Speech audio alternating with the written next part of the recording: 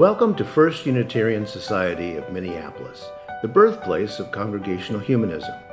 We carry on that tradition of free thought today, dedicated to promoting a free search for truth, meaning, and justice. Our web address is firstunitarian.org. I'm David Breeden, Senior Minister. Welcome.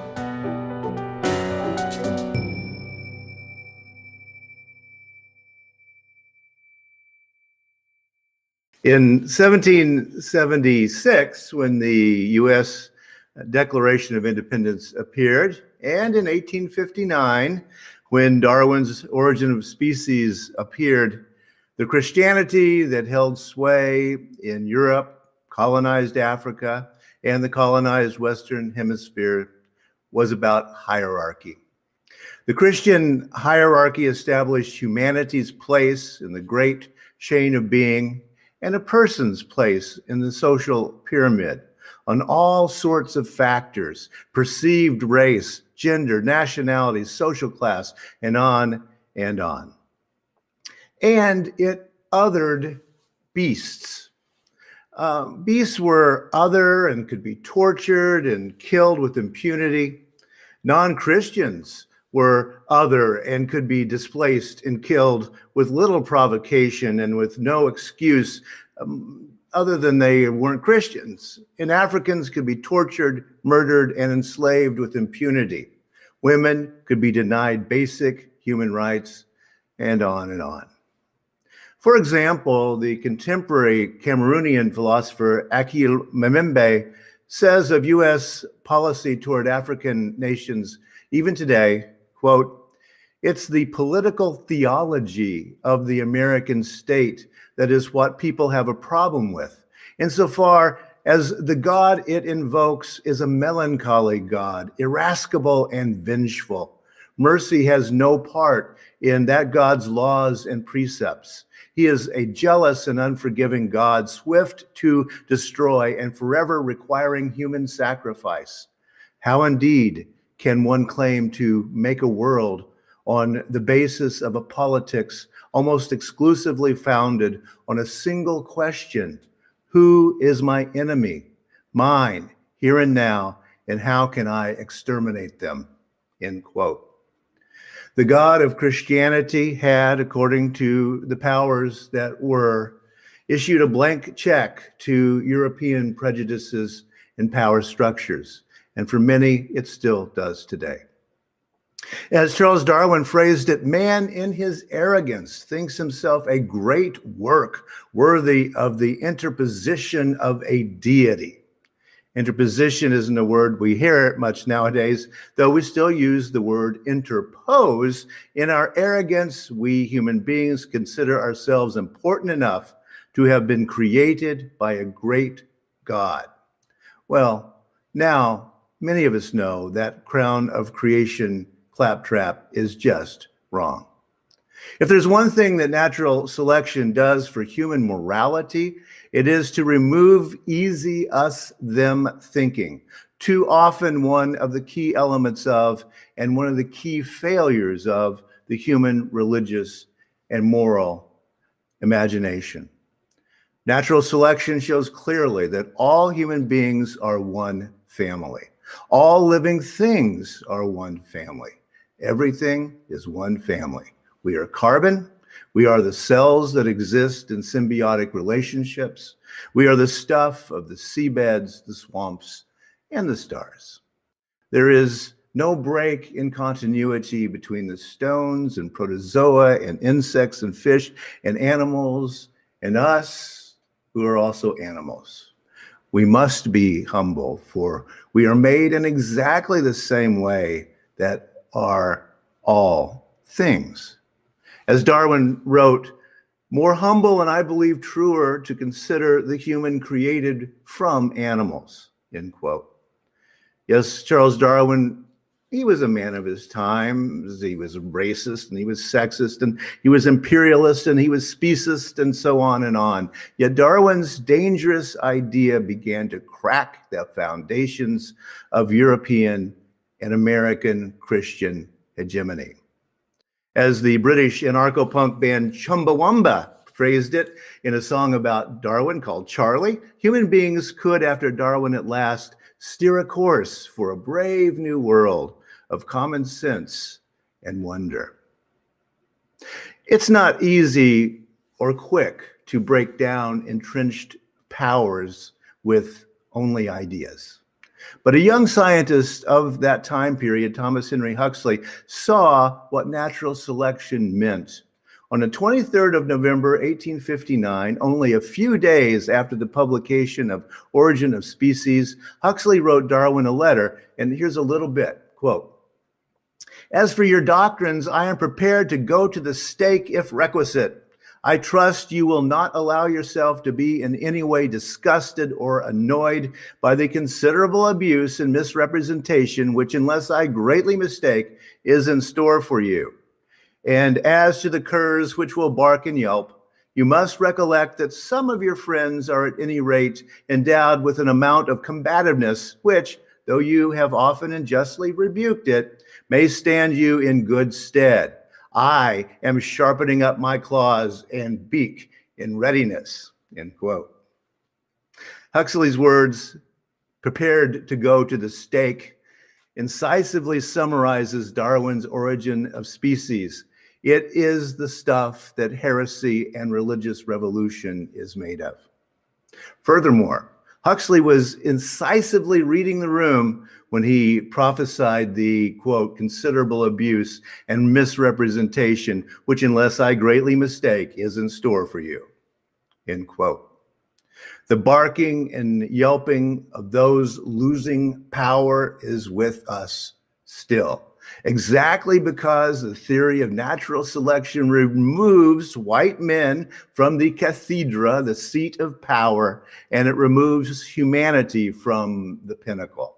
Despite a very common misunderstanding, we humanists humbly insist that we are not special as a species, though we do recognize a great responsibility due to our awesome and awful and terrifying ability to devise and plan and destroy.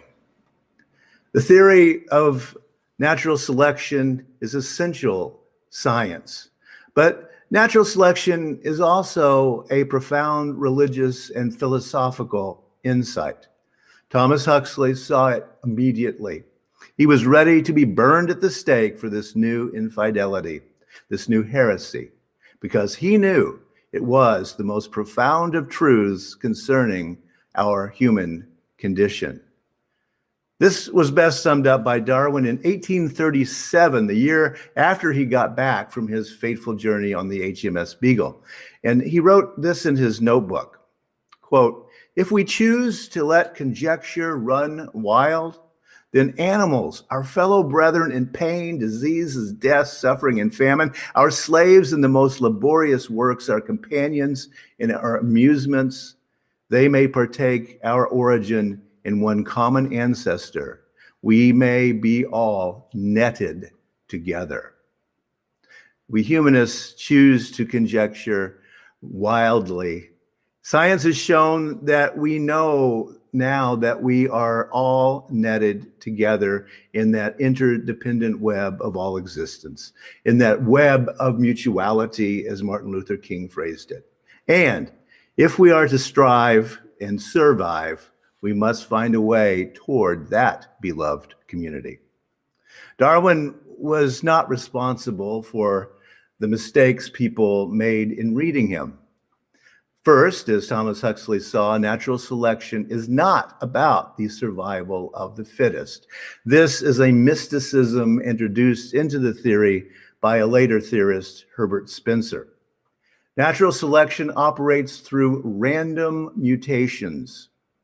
Then, when the habitat changes, often due to chaotic forces, some survive due to these random mutations. There is no survival of the fittest. It's survival of the lucky ones who most likely won't be lucky next time. The entirely directionless and random nature of natural selection is another reality that should keep us humble. The order Blattotodia, which includes cockroaches, may well be much better and fitter to survive than we as a species, Homo sapiens. Humanists know that we are obligated to act on the knowledge that we have. It is our responsibility. Nothing can save us but ourselves.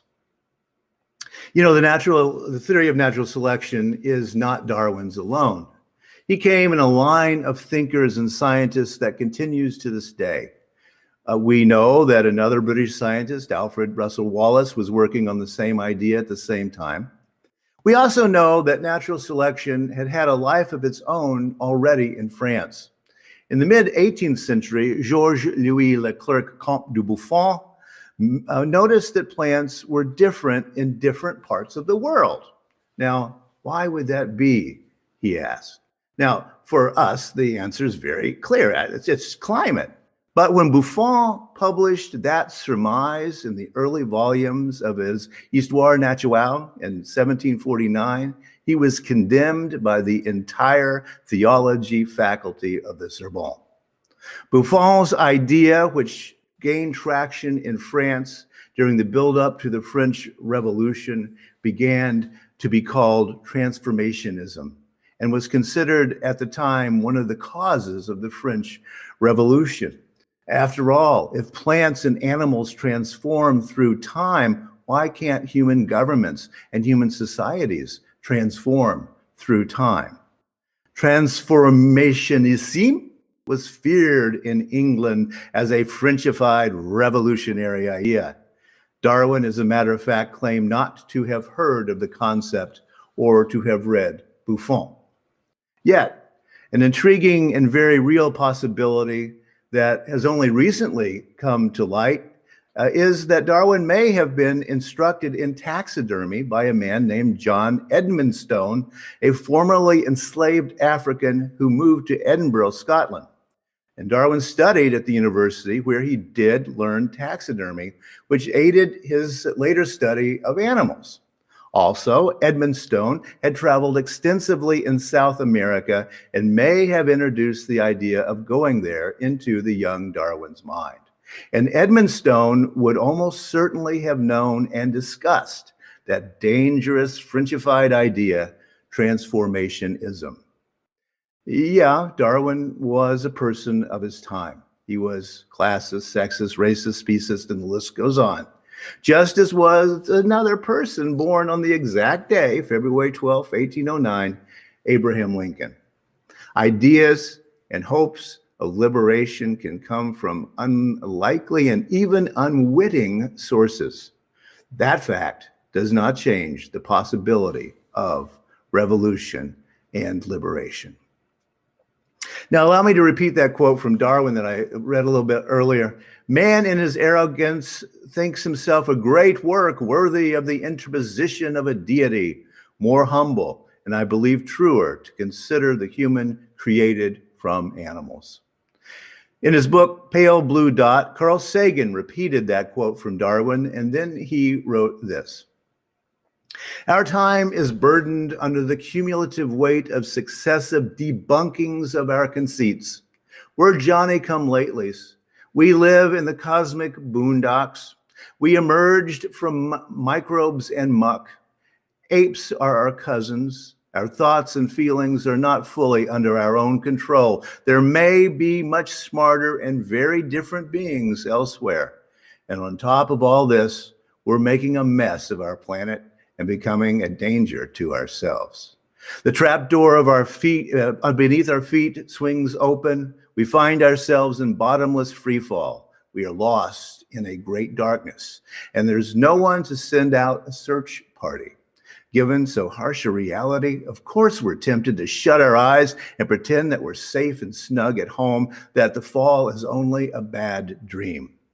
Once we overcome our fear of being tiny, we find ourselves on the threshold of a vast and awesome universe that utterly dwarfs in time and space and in potential the tidy anthropocentric proscenium of our ancestors. End quote. Still today, humanity cowers in what Sagan called that anthropocentric proscenium of our ancestors. Petty prejudices, pointless hatreds, nonsensical arguments over nonsensical superstitions.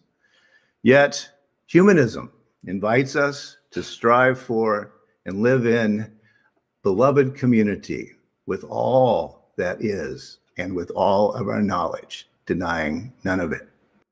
It invites us to steer a course for a brave new world of common sense and wonder.